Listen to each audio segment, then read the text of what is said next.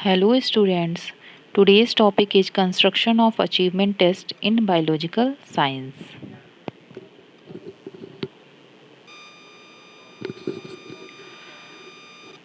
First we will discuss about achievement test. Achievement test जिसे हम उपलब्धि परीक्षण के नाम से जानते हैं, उपलब्धि परीक्षण के माध्यम से हम बालक की प्राप्ति यानी कि जो उसने क्लास में अचीव किया है तथा शिक्षण की सफलता का मापन कर सकते हैं। उपलब्धि परीक्षण यह जानने के लिए प्रयोग में लाए जाते हैं कि बालक ने क्या और कितना सीखा है। इस प्रकार बालक विद्यालय में रहकर जो कुछ भी सीखता है उसे हम उपलब्धि यानी कि अचीवमेंट कहते हैं तथा इस उपलब्धि की मापन हेतु जो परीक्षाएं आयोजित की जाती हैं उन्हें उपलब्धि परीक्षण यानी अचीवमेंट टेस्ट कहते हैं। इसके बाद हम कुछ डेफिनेशंस देख लेते हैं। फर्स्ट डेफिनेशन डाउनी ने दिया था, any test that measures the attainment and accomplishment of an individual after a period of training or learning। ऐसा कोई भी परीक्षण या कोई भी टेस्ट जो बालक के लर्निंग और ट्रेनिंग पीरियड के बाद यह मेज़र करता है कि बालक की कितनी उपलब्धि हुई है, उसे हम अचीवमेंट टेस्ट के नाम से यानी कि उपलब्धि परीक्षण के नाम से जानते हैं। Second definition, a systematic procedure for determining the amount of students has learned through instruction। एक सिस्टमेटिक प्रोसीजर यानी कि व्यवस्थित क्रियाविधि जिसके द्वारा बालक की लर्निंग कितनी मात्रा में हुई है इस बात की जानकारी मिलती है। नेक्स्ट पॉइंट है steps involve in the construction of achievement test, यानी किसी भी अचीवमेंट टेस्ट यानी उपलब्धि परीक्षण को निर्मित करने हेतु कौन कौन से स्टेप्स हैं इनके बारे में हम पढ़ेंगे। फर्स्ट है प्लानिंग ऑफ द टेस्ट यानी परीक्षण की योजना बनाना। Second preparation of a design for the test यानी परीक्षण की तैयारी करना। थर्ड है प्रिपरेशन ऑफ द ब्लूप्रिंट की तैयारी करना।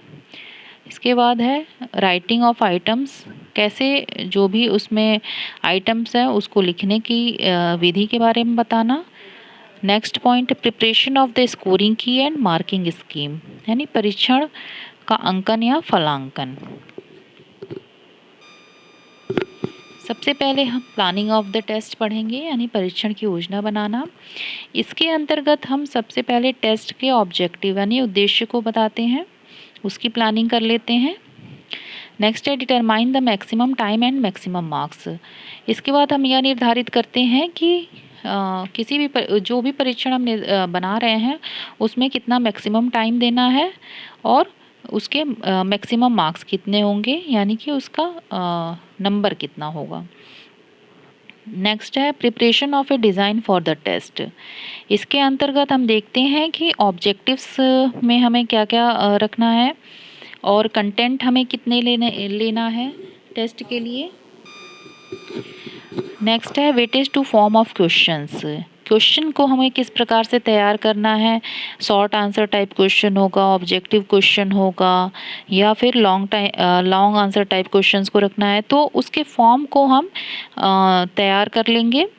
नेक्स्ट है वेटेज टू डिफ़िकल्टी लेवल, और डिफ़िकल्टी लेवल क्या होगा यानी कि कितने एवरेज क्वेश्चंस कितने रखने हैं, इजी क्वेश्चंस कितने रखने हैं, डिफ़िकल्ट क्वेश्चंस कितने रखने हैं, इन सारी तैयारियों को हम देख लेंगे। नेक्स्ट है प्रिपरेशन ऑफ द ब्लूप्रिंट, इसमें हम ब्लूप्रिंट की तैयारी करते हैं। ब्लूप्रिंट जो होता है वह 3 डायमेंशनल चार्ट होता है जिसमें ऑब्जेक्टिव्स, कंटेंट और क्वेश्चंस के फॉर्म जो हैं उसको हम प्लेस करते हैं। नेक्स्ट है राइटिंग ऑफ आइटम्स, इसमें सारे जो क्वेश्चंस हैं उसको हम लिखते हैं। जो होता है क्वेश्चंस का अरेंजमेंट होता है जिससे हम एक क्रम में डिफ़िकल्टी लेवल के क्रम में रखते हैं, जैसे कि सबसे पहले इजी क्वेश्चंस होंगे, उसके बाद कुछ एवरेज क्वेश्चंस होंगे, उसके बाद डिफ़िकल्ट क्वेश्चन यानी कि सरल से कठिन की तरफ हम बढ़ते हैं। नेक्स्ट है it should check whether all the questions include can be answered within the time allotted. यह भी चेक करना आवश्यक है कि जितना समय बच्चों को प्रश्न को हल करने के लिए दिया जा रहा है उस टाइम में बच्चे को क्वेश्चन का आंसर दे सकते हैं या नहीं। तो यह एक बहुत ही इम्पॉर्टेंट पॉइंट है कि टाइम जो है वह बच्चों को सफिशिएंट दिया जाए।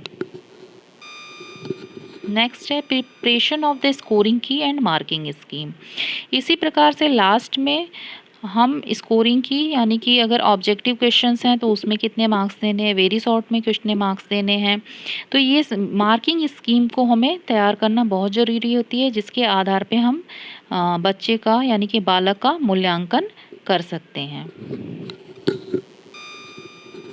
आई होप आपको ये वीडियो समझ में आया होगा। Thank you so much.